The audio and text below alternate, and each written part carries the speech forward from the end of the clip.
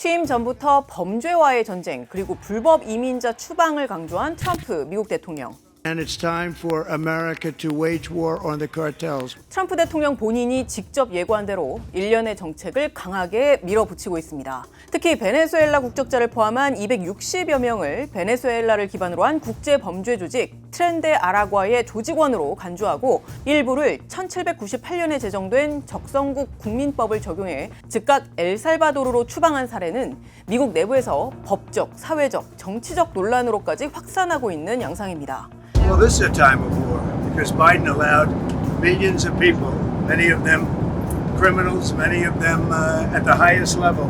제임스 보스버그 워싱턴 DC 연방법원 판사는 트럼프 행정부에 추방 일시 중지 명령을 내리고 비행기를 돌려라 라고 요구를 했는데 트럼프 행정부는 이미 비행기가 미국 영토를 벗어난 시점에 구두 명령이 내려진 것이라면서 이를 따르지 않았습니다. 그 결과 지금 화면으로 보시다시피 엘살바도르의 아주 악명이 높은 교도소에 줄줄이 이 추방자들이 이송이 되고 또 수감이 됐는데요. 일각에서는 추방자들 가운데는 갱단원이 아닌 일반인들도 포함이 됐다. 그래서 절차적인 정당성의 반론도 제기가 되는 상황입니다. 팩트는 기본, 맥락까지 전해드리는 뒷백에서는요. 이 사건이 대통령과 대법원장의 공개 충돌로까지 이어진 맥락은 무엇인지 그리고 그 외에 행정부와 사법부 간의 마찰 사례에는 어떤 것들이 있었고 또 어떤 우려들이 제기되고 있는지 향후 전망은 어떤지 등을 짚어보려고 합니다. 함께 보시죠.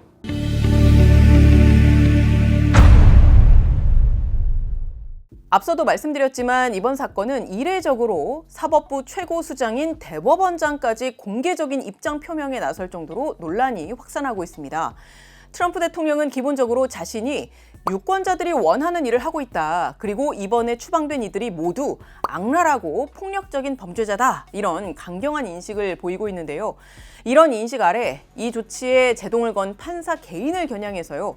오바마 전 대통령이 임명한 급진적인 좌파 미치광이다라고 아주 원색적인 비난을 쏟아내고 또 탄핵까지 해야 한다. 이렇게 강경한 주장을 했습니다. 이에 존 로버츠 대법원장은 이례적으로 발표한 성명에서 트럼프 대통령의 탄핵 주장이 부적절하다 이렇게 반박을 했습니다. 이 대법원장은요. 탄핵이 사법적인 결정을 둘러싼 이견에 대한 적절한 대응이 아니라는 점은 200여 년 동안 입증이 됐다라고 하면서 그 목적을 위해서는 일반적인 항소 절차가 존재한다 이렇게 말했습니다. 이 인물은 조지 부시 집권 때 임명이 됐던 보수 성향의 인사인데요. 2018년에도 당시 트럼프 대통령이 이민 정책에 제동을 건 판사를 오바마 판사라고 부르면서 불만을 나타내니까 오바마 판사나 트럼프 판사, 부시 판사나 클린턴 판사는 없다 이렇게 반박을 했던 인물입니다. 어쨌든 미 백악관은 앞서 제가 말씀드린 대로 법원이 제동을 걸고 또 그 결과 이렇게까지 행정부의 최고 수장과 또 사법부의 최고 수장 간의 마찰이 드러난 상황임에도 불구하고 계속해서 대규모 추방을 지속할 것이다. 이런 입장을 분명히 한 상태입니다. 이런 입장은 미국 백악관 대변인이 기자들과의 질의응답 과정에서 나왔는데요.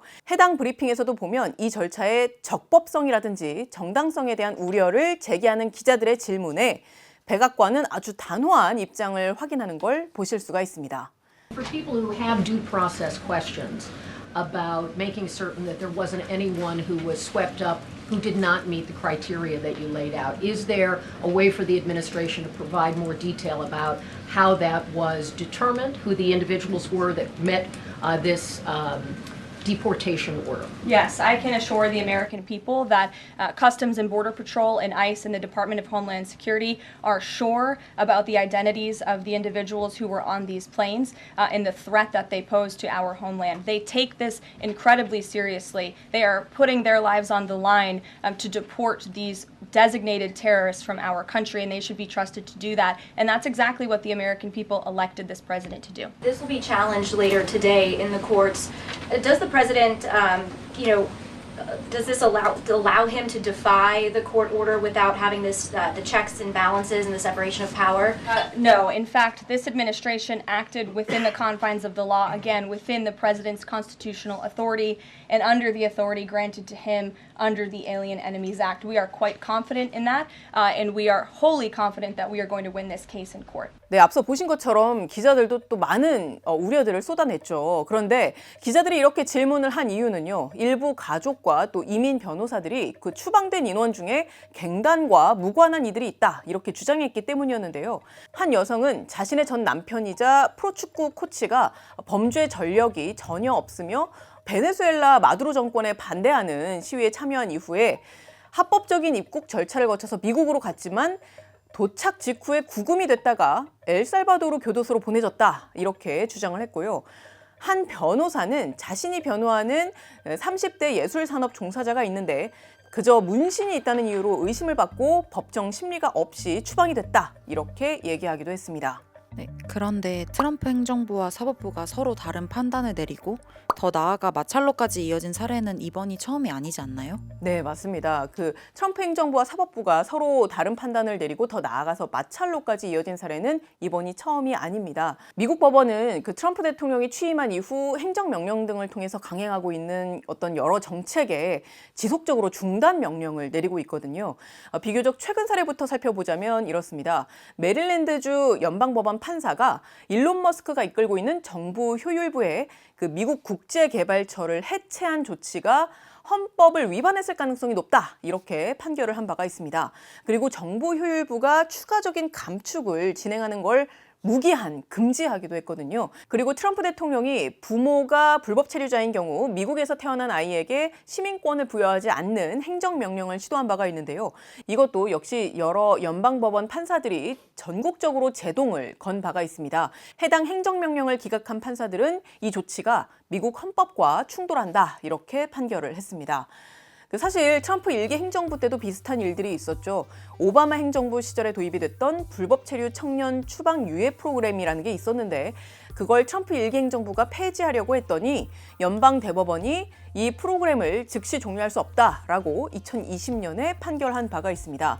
그리고 그보다 더 이전인 2017년에는 이슬람권 국가 7개국 국민의 미국 입국을 제한하는 행정명령이 발표가 됐지만 연방법원이 이를 중단시켰거든요. 그런데 결과적으로 일부 완화된 형태로 정책이 시행이 되긴 했습니다. 그런데 과거 미국 행정부가 사법부와 충돌한 사례는 또 있지 않았나요? 네, 맞습니다. 이런 마찰, 충돌 사례는 트럼프 행정부만의 사례라고 볼 수는 없습니다. 2023년 당시 바이든 대통령은요, 저소득 중산층 대출자에게 학자금 대출을 최대 2만 달러까지 탕감해주는 계획을 발표했는데 대법원은 행정부가 그렇게 큰 예산을 의회의 승인 없이 사용하는 건 헌법상 권한을 넘은 것이라면서 무효화를 했습니다. 당시 바이든 대통령은 이 결정이 잘못됐으며 실수다라고 비판한 바가 있습니다.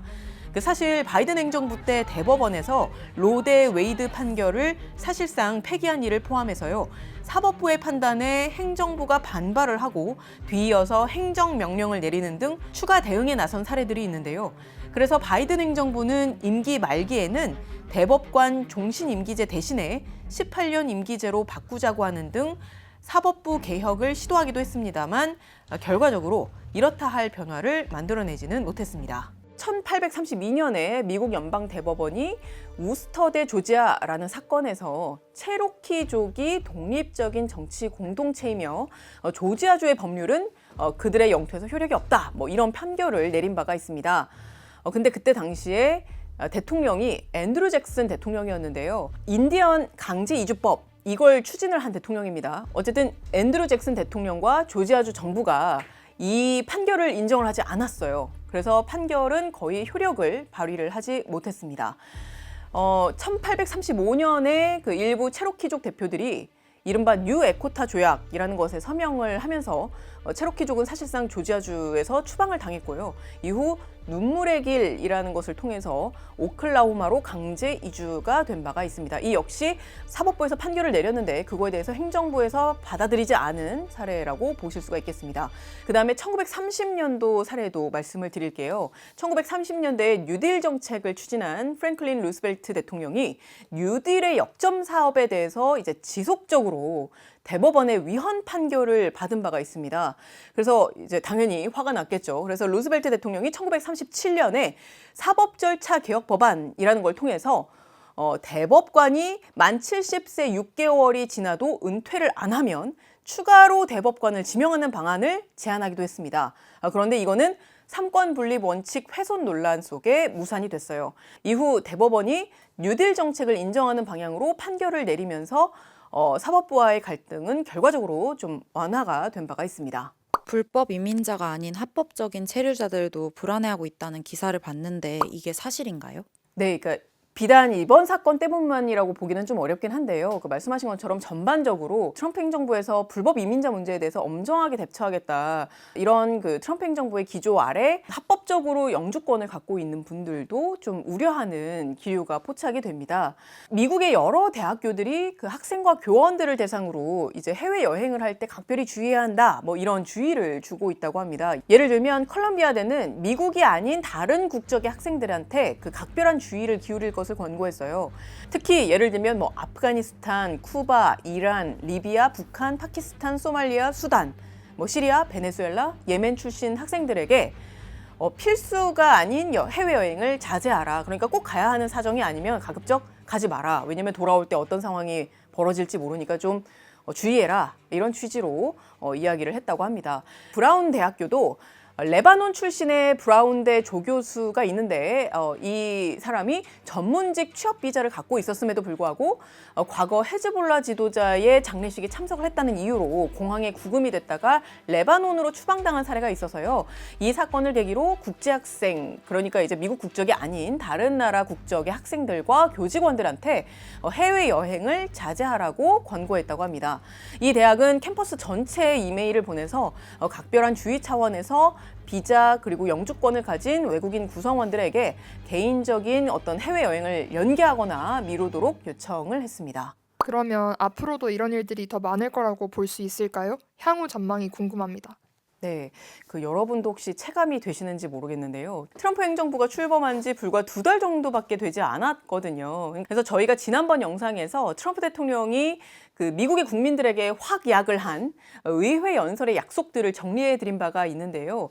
그 약속들을 이제야 관철시키려고 노력을 시작하는 단계이기 때문에 이걸 추진하다 보면 자연스럽게 어떤 사법부의 검토 과정에서 제동이 걸릴 개연성이 있습니다. 그리고 사실 미국 민주당이 트럼프 행정부의 이런 어떤 정책 기조나 방향성에 문제를 제기하면서 견제하려고 하지만 상하원에서 모두 공화당이 장악한 상태이다 보니까 어떤 단일하고 또 강력한 대응이 나오기가 쉽지 않은 상황이잖아요. 그렇다 보니까 법원의 향후 행정부를 견제하는 어떤 역할이 더 부각될 수밖에 없어 보입니다. 뉴욕타임스는요, 트럼프 정부가 행정부 권력을 극한까지 밀어붙이면서 헌법적인 갈등을 심화시키고 있다라고 평가를 한 반면에 폭스뉴스는 백악관의 발언을 적극 인용하면서요, 트럼프 대통령이 헌법적인 위기를 초래한다는 어떤 진보 진영의 주장은 과장됐다라고 비판을 하기도 했습니다. 저희가 앞서 말씀을 드렸지만 트럼프 행정부의 제동을 건 그 여러 법원 판결들도 상급심의 판단들이 남아있는 상태여서요. 어쨌든 앞으로도 행정부와 사법부 간의 이견, 뭐 더 나아가서 마찰로 볼 수 있는 부분들까지 계속 이어질 여지 내지는 불씨가 남아있는 상태여서요. 저희도 계속해서 관심을 갖고 지켜볼 필요가 있어 보입니다. 저희가 준비한 내용은 여기까지고요. 혹시 관련해서 궁금한 점이나 또 저희가 다뤘으면 좋겠다 싶은 내용이 있으면 저희한테 말씀을 해주시면 감사하겠습니다. 긴 시간 시청해 주셔서 고맙습니다. 지금까지 딥백의 김혜영이었습니다.